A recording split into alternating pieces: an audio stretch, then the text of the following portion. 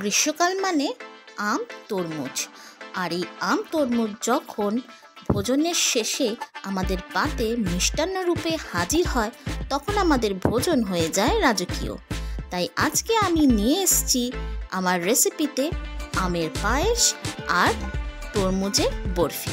তো চলুন শুরু করা যাক আজকের ভিডিও, আমের পায়েস আর তরমুজের বরফি। প্রথমে আমি করে দেখাবো আমের পায়েস। আমের পায়েস করার জন্য আমি নিয়ে নিয়েছি দুটো হিমসাগর আম। আমটাকে আমি ভালো করে আটির থেকে ছাড়িয়ে খোসা ছাড়িয়ে ছোট ছোট টুকরো করে বাটিতে নিয়ে নিয়েছি। এবার সেই আমগুলোকে আমি মিক্সার গ্রাইন্ডারে দিয়ে একটা পেস্ট বানিয়ে নিয়েছি। কড়াইতে দিয়ে দিলাম ঘি, ফ্লেম একদম লো রেখে ঘিটা দিলাম।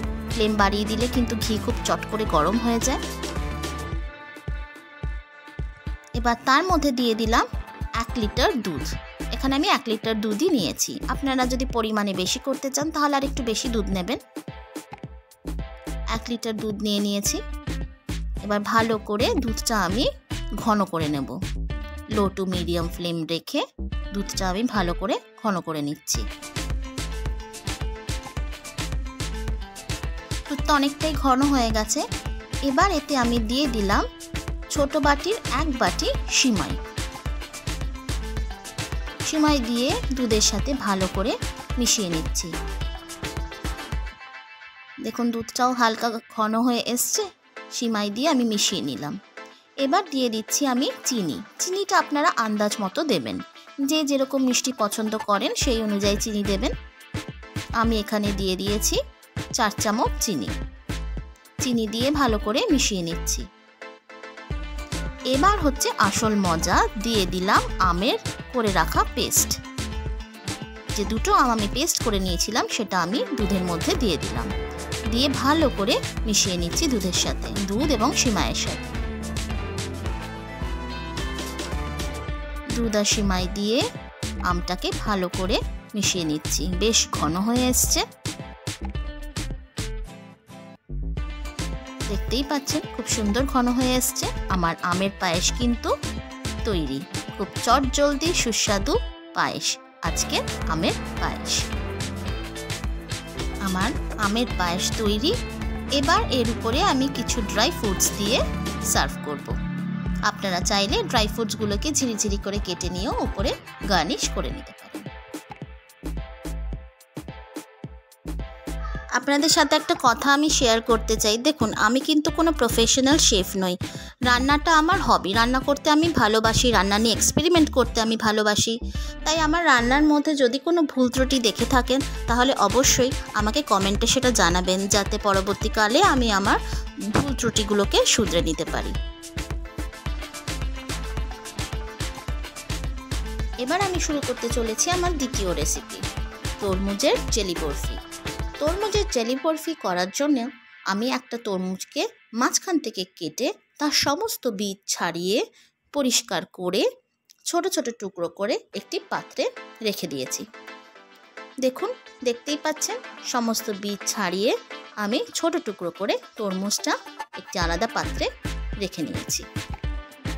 এবার ছোট করে টুকরো করে রাখা তরমুজগুলো আমি মিক্সার গ্রাইন্ডারে দিয়ে পেস্ট বানিয়ে নেব।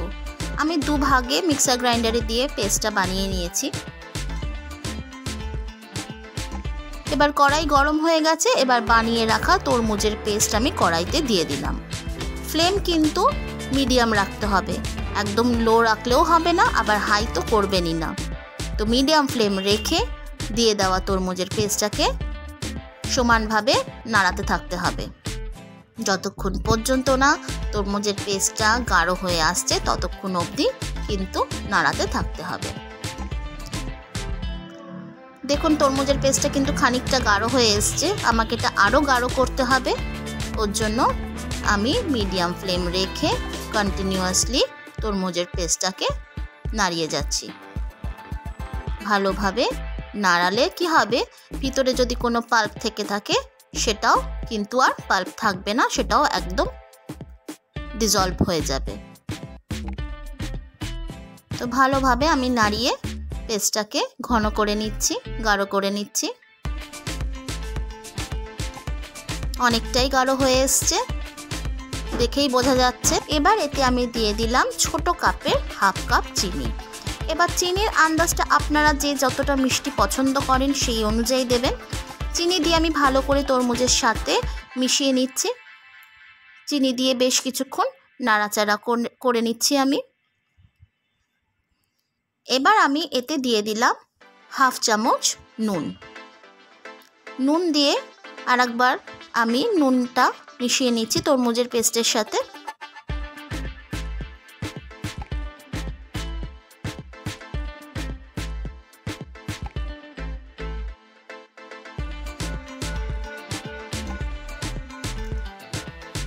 এবার আমি তরমুজের পেস্টের মধ্যে দিয়ে দিলাম কর্নফ্লাওয়ার।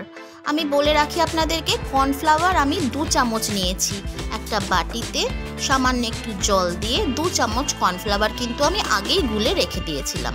এবার কর্নফ্লাওয়ারটা তরমুজের মধ্যে দিয়ে তরমুজটা বেশ ভালো করে নাড়াচাড়া করতে হবে।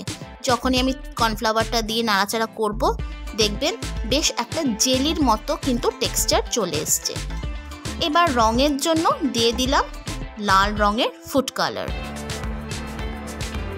তো ফুড কালার দিয়ে কর্নফ্লাওয়ার দিয়ে আরেকবারের জন্য ভালো করে নাড়াচাড়া করে নিচ্ছি মিডিয়াম ফ্লেম রেখে। আস্তে আস্তে কিন্তু বেশ একটা জেলির মতো টেক্সচার চলে এসছে। তরমুজের জেলি কিন্তু রেডি হয়ে গেছে। এবার একটা ট্রেতে আমি তেল লাগিয়ে পুরো জেলিটা ধীরে ধীরে তাতে সেট করে দিচ্ছি। জেলিটা এবার 4-5 ঘন্টার জন্য এটাকে ফ্রিজে রাখতে হবে। প্রথমে নর্মাল টেম্পারেচারে ঠান্ডা করে নিয়ে তারপরে ফ্রিজে 4-5 ঘন্টার জন্য রাখতে হবে। 4-5 ঘন্টা হয়ে গেছে। এবার একটা টুথপিক দিয়ে আপনারা চেক করে নিতে পারেন যে সম্পূর্ণভাবে জেলিটা সেট হয়ে গেছে কিনা। দেখুন জেলিটা কিন্তু সেট হয়ে গেছে। এবার এটাকে বরফি শেপে বা স্কোয়ার শেপে কেটে আপনারা ঠান্ডা ঠান্ডা পরিবেশন করুন মিষ্টি হিসাবে তরমুজের জেলি বরফি। আমার ভিডিওটি শেষ অবধি দেখার জন্য অনেক ধন্যবাদ। সামনে জামাই ষষ্ঠী আসছে, আশা করি আপনারা এই দুটো মিষ্টি ট্রাই করবেন জামাই ষষ্ঠী উপলক্ষে। আর যদি ভালো লেগে থাকে আমাকে অবশ্যই কমেন্ট বক্সে লিখে জানাবেন। সবাই ভালো থাকবেন, সুস্থ থাকবেন।